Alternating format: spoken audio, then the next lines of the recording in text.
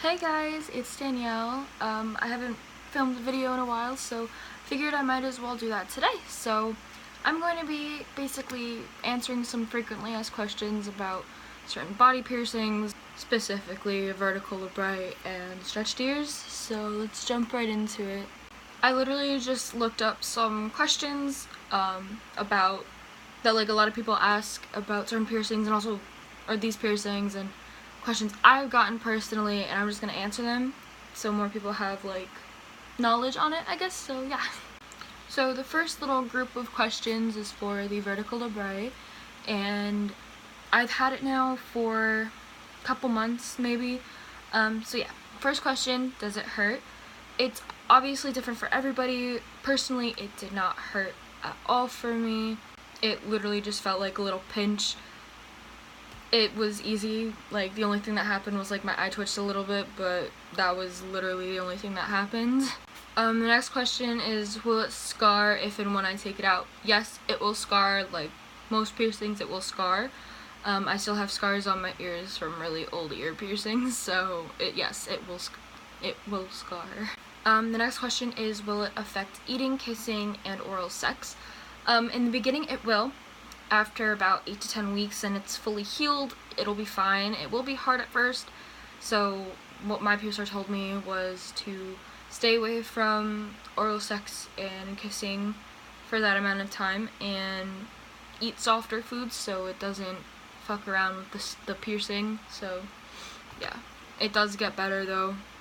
The next question is, can it damage my teeth? And this is no, because the piercing doesn't go in your mouth, it's just through your lip, so no, it does not damage your teeth.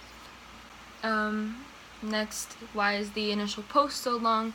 It is long, like most piercings, for swelling, and I still have to change mine because it's still long, but it is for swelling, just so it doesn't like overwhelm the place where it's pierced. If you have a regular like smaller stud in or small post in and it swells, it's just gonna hurt more. And the last question for the vertical labret is, why did you get it done? I personally got mine done because I had my Monroe/Angel Baits for years and I just wanted to change. Something drastic happened to my life and I just felt like I needed to change, so cut all my hair off. Well, not all of it, but I cut most of my hair off and got a piercing. And now we move on to stretched ears. So I'm actually going to combine the first two questions. The first one is, why do people stretch the ears? And the second one is, why did you stretch them?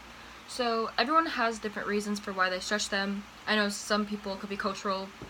Other people just think it's cool. Personally, that's what I did. I just think it's really cool. I like how it shows that I'm unique, and that's just another way of expressing myself, I guess. The third question is, what piercings can be stretched? Pretty much every body piercing that I know of can be stretched. The only ones I haven't heard of being stretched is like nipple piercings, belly button, and like surface piercings.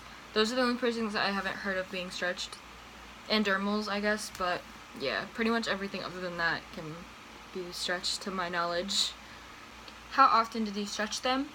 I stretched mine about every 2 weeks. Sometimes a little less than that, sometimes a little longer. That was kind of just the average. It's the safest way because you want to give it enough time to heal and get used to having a different sized thing in your ear. Another question is, what are different stretching methods? So there are 4 different stretching methods. Wow. Okay. There are 4 methods.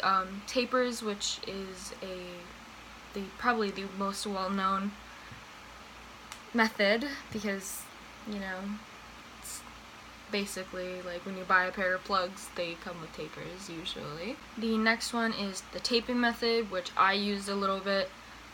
It's when you take your plug that you have for your tunnels and you put electrical tape around it, around like the rim of it, and then you just slide it in your ear with either Vaseline or jojoba oil. And after a while, like after every other day, you add more tape to it and it slowly stretches your ear.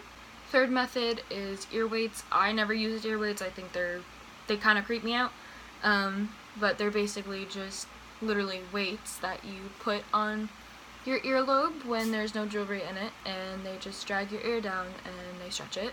And the last method is dead stretching, which is just putting in bigger jewelry without using any other method. It's just kind of popping it through your ear, and I did that a lot once I got to bigger sizes because I already had the jewelry and I leave my plugs or tunnels in for a long amount of time, where that when they're stretched out enough, they just naturally grow bigger and it's just easier to put jewelry in.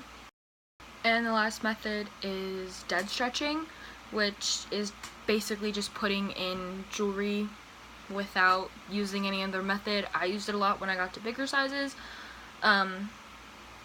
It's easier in my opinion because I just leave the plugs in for a while until my ears naturally stretch, and it's easier to just put the jewelry right through. Next question is, what size can you go to with the guarantee that it'll close? The answer is that there is no guarantee. That's the thing. When you're at smaller sizes, yeah, it's most likely going to close, but the most that'll happen is if I took my plugs out right now for a couple days, they'll just shrink. They're not going to completely close. And the last question is, what size are you at now and how long did it take to get there? So I am at 7/8 or 22 milliliters, so one size right below an inch. I started stretching my ears when I was in 8th grade, and that was when I took longer periods of time to stretch them. Instead of 2 weeks, I took longer because I didn't have the money to keep buying different plugs and tapers. But it didn't take me this long to get to this size. It maybe took me about a year and a half to get to this size because I kept taking them out and they would kept shrinking a little bit, and I'd have to go back and forth and back and forth. So yeah, that's why it's taken me this long, I guess.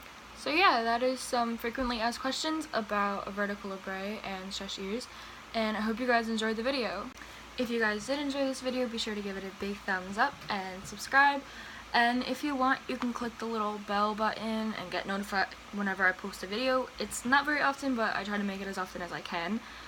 And you guys can comment down below some things that you'd like to see me do. Maybe some cover ideas, some challenges, some whatever, anything. It doesn't matter. I need some ideas, guys.